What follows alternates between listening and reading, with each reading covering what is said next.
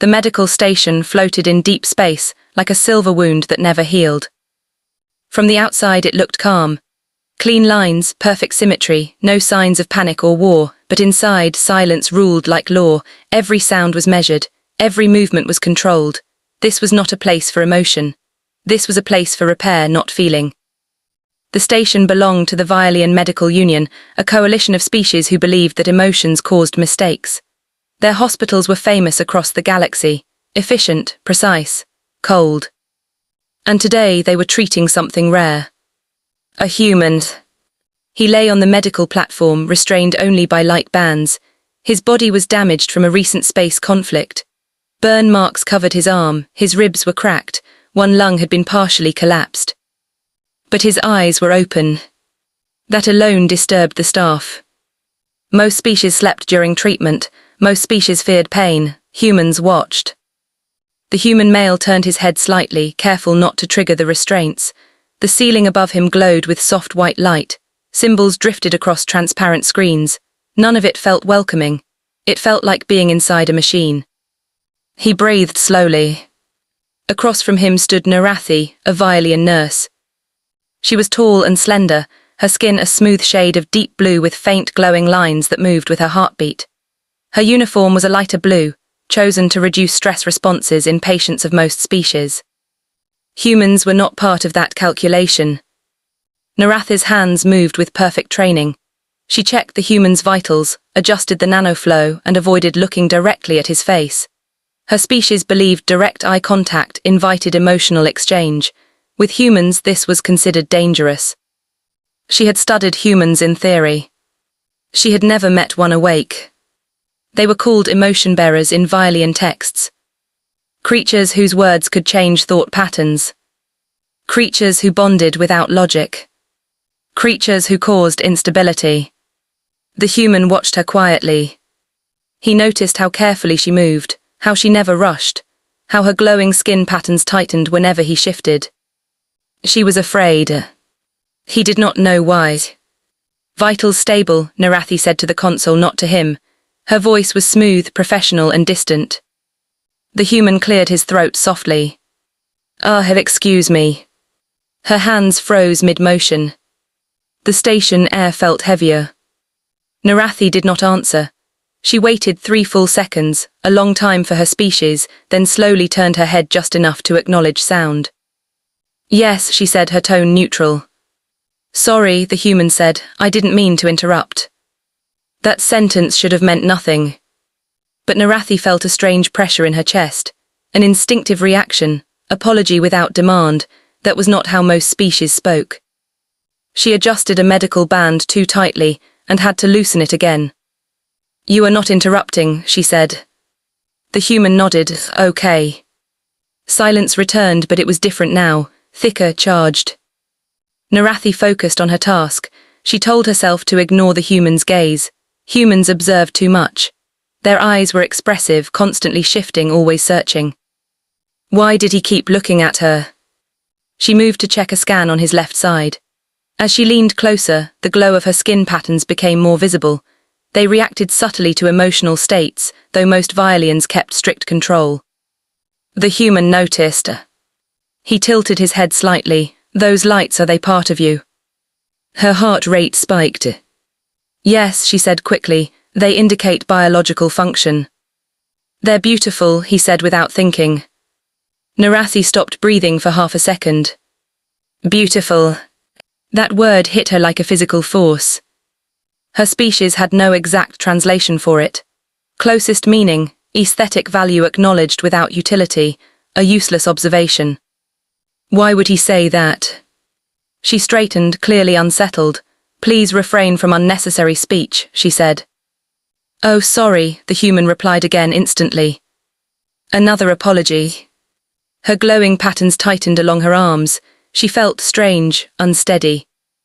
She had treated wounded warriors from a dozen species. None had ever apologized to her. None had noticed her. She returned to the console, hoping the moment would pass. It didn't. As she adjusted the light filters, she became aware of something else. The human's voice was calm, warm. Even when injured, there was no aggression in it, no dominance display.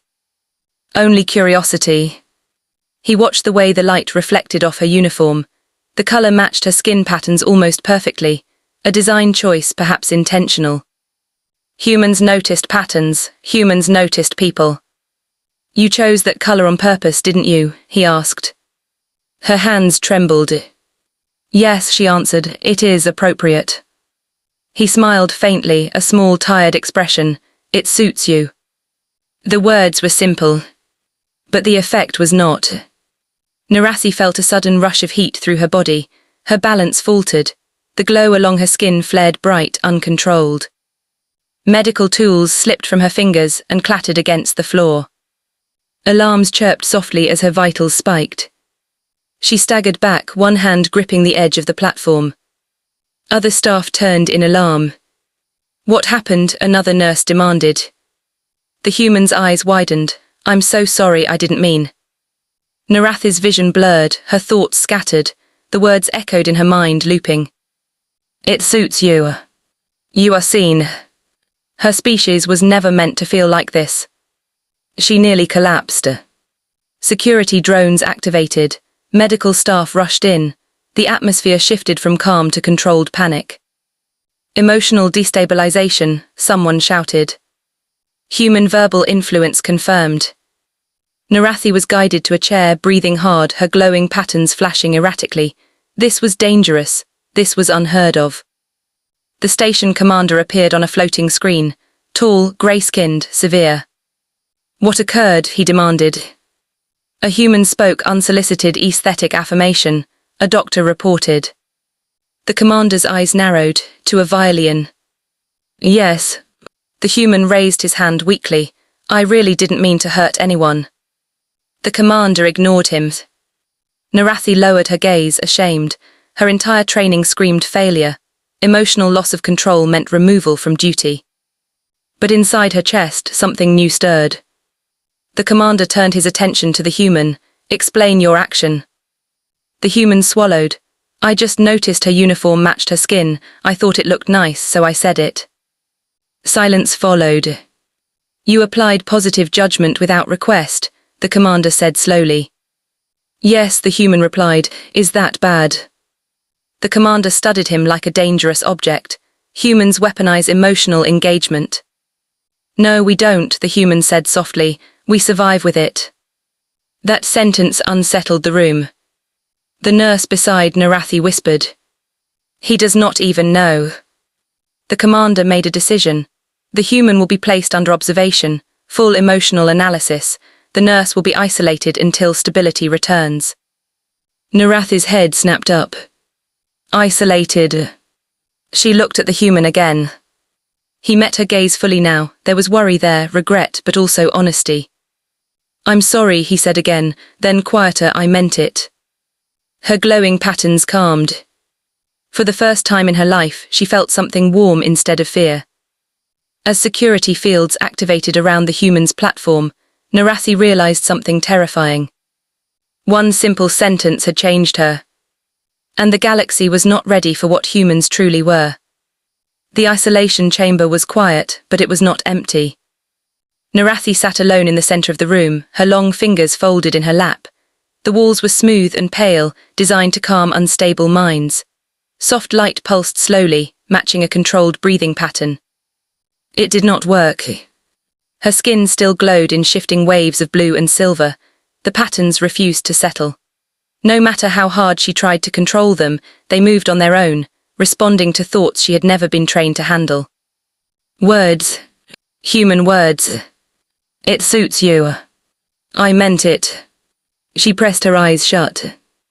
Violins were raised to believe emotion was a flaw, a weakness that slowed thought and damaged judgment.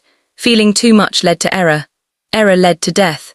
That was the logic carved into her mind since birth. Yet now, something inside her resisted that belief. She did not feel weak. She felt awake. Across the station, the human was also confined. His medical platform floated inside a transparent containment field. Scanners hovered around him, tracking brain activity, heart rhythm and vocal patterns. Several alien specialists watched from behind a shielded window. He remains calm, one noted. That is part of the threat, another replied. Humans stabilize themselves through expression. The commander folded his hands behind his back. Begin interrogation. A soft tone filled the chamber. Human patient, state your designation. Name Daniel, he said, if that's okay. The specialists exchanged looks. Why did you address the nurse directly? The commander asked. Daniel frowned slightly. She was helping me, I thought it was polite. Politeness is a social weapon, the commander said.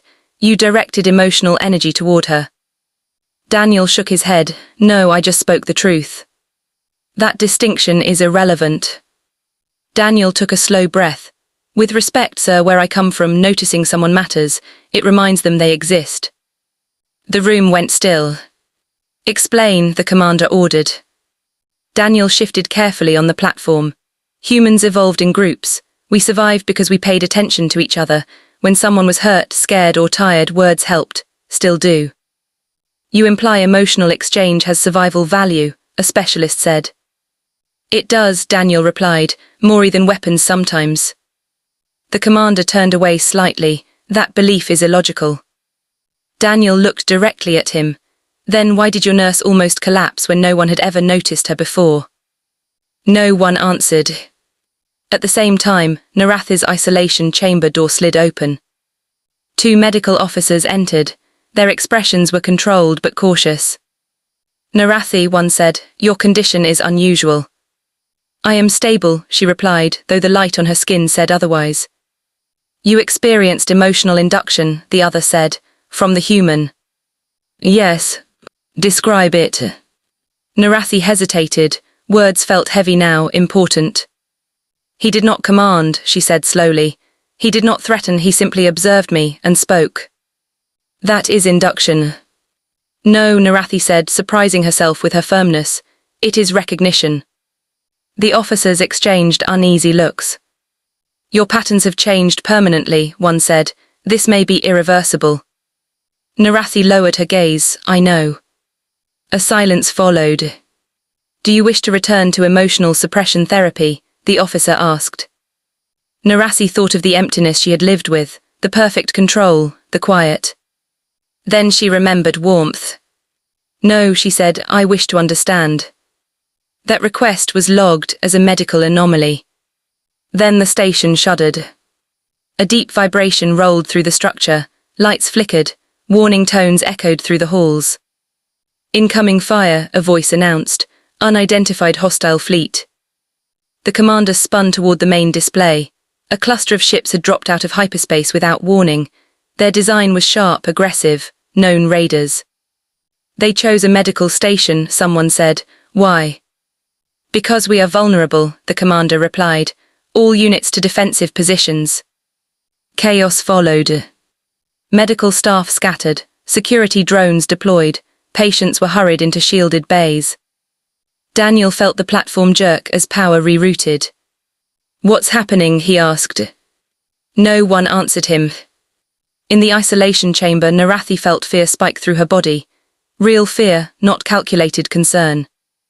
Her skin glowed bright. She stood. The station alarms wailed. Hull breach on lower ring. Defensive grid failing.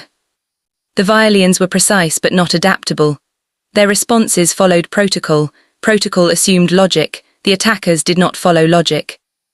The first explosion tore through a corridor near the containment wing. The blast threw a technician across the room. Smoke filled the air. Daniel coughed as the shield around him flickered. He saw panic now, real panic. A security officer shouted orders, but his voice shook.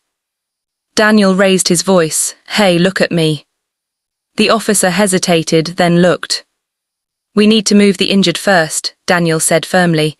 People will follow if someone sounds sure. You are restrained, the officer snapped. Then unrestrain me, Daniel said, or this place falls apart. The officer hesitated for half a second too long. Another explosion rocked the station. Do it, someone yelled. The field dropped. Daniel slid off the platform, pain flashing through his ribs, but he stayed upright. He spoke again, louder now. Everyone breathe, one step at a time, we've got this. Something strange happened. People listened. Across the station, Narathi ran through smoke-filled halls. She should have followed orders. Instead, she followed instinct. She reached the containment chamber just as Daniel helped lift debris off a fallen medic. Their eyes met. For a moment, the noise faded. "You shouldn't be here," Daniel said. "I know," she replied. The station lurched again. A section of the ceiling collapsed ahead, blocking the main evacuation route. Screams echoed from the other side. Security froze, recalculating paths. Daniel stepped forward. "There are people trapped," he said. "That area is unstable," an officer replied. "Risk unacceptable." Daniel clenched his jaw. "Then I'll take the risk." Before anyone could stop him, he moved. Narathi followed. Inside the damaged corridor, smoke burned their lungs. Debris covered the floor, emergency lights flickered. Daniel spoke as they moved, not shouting, not panicking, just steady words. "You're not alone, we're coming, stay with us." The trapped crew heard him. They answered. One by one, they were pulled free. Narathi worked beside him, faster than she ever had before. Her emotions sharpened her focus instead of dulling it. The attackers were eventually driven back by a coordinated defense that should not have worked. But it did, because people acted together. Afterward, the station was damaged but alive. In the command chamber, the commander watched reports scroll past.